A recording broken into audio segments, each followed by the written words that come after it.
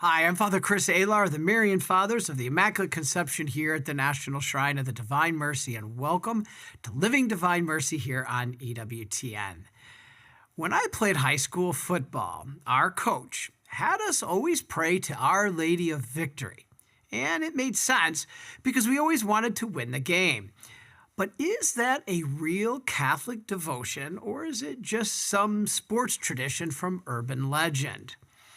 Also, when I was a kid, I thought it was the Justice League that saved the world.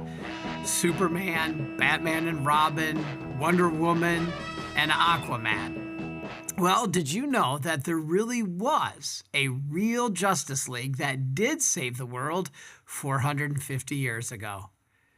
We are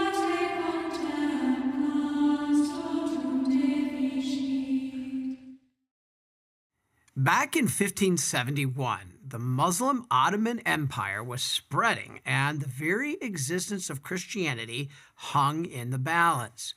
The Turks expanded their empire west on land and asserted their naval power in the Mediterranean. They brought a large portion of the divided Christian world under Islamic law. This is why many say Islam is not a religion but a political ideology, since it has spread by the sword many times during its history.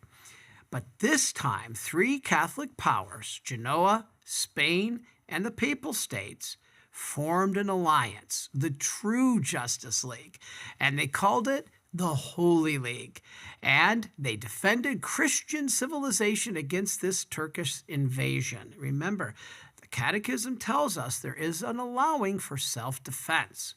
On October the 7th, 1571, crew members on more than 200 ships prayed the Rosary in preparation for the Battle of Lepanto near modern-day Greece. This was one of the most important battles in the history of the world. So also, Christians throughout Europe were encouraged by Pope Pius V to also pray the Rosary, gathering in their churches. The leader of the fleet, John of Austria, and the Holy League's chaplains reminded the troops on the day of the battle that there is no paradise for cowards. Greatly outnumbered and outmanned, only a miracle could save them. And that's exactly what happened. It seemed that divine intervention took over. The winds suddenly changed in favor of the Christians, and what seemed like inevitable defeat turned into victory and the saving of Christendom.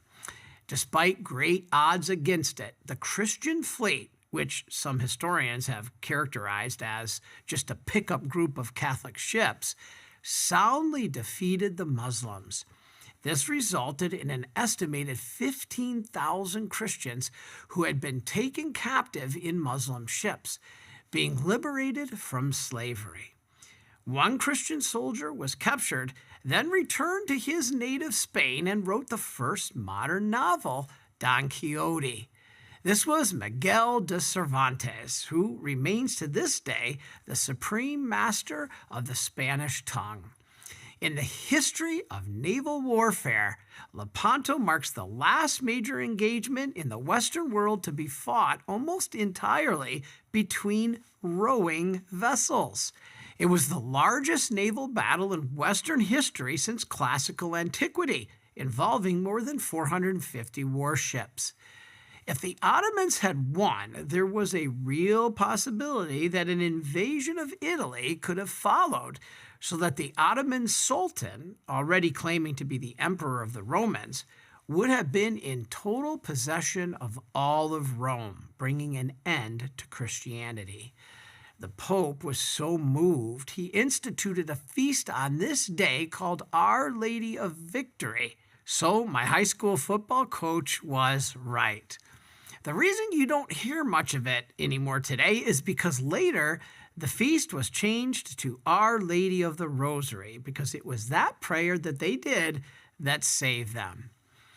The anniversary of the victory of the Christians over the Ottoman navy at Lepanto in 1571 was on October 7th, which we celebrate today, as we said, Our Lady of the Rosary, and it's coming up next week. Pope Leo XIII, a great pope, said, quote, "This devotion, so great and so confident, to the august Queen of Heaven, has never shone forth with such brilliancy as when the militant Church of God has seemed to be endangered by the violence of heresy, or by an intolerable moral corruption, or by the attacks of powerful enemies." End quote. That is why we need it today. We now face a multitude of enemies, not just Islamic terrorists taking Christian lives in the Middle East. We need to pray the Rosary like they did back in the 1500s. Attacks by the culture and media are incessant, and sometimes it feels like there is no hope for victory. Well, the Christian men back in 1571 knew how that felt, yet they trusted and were victorious through the Rosary. We may often feel weakened or weary, but the unity of praying the Rosary brings us together. It brings us strength, spiritually uniting us to each other and to Mary and her heavenly court.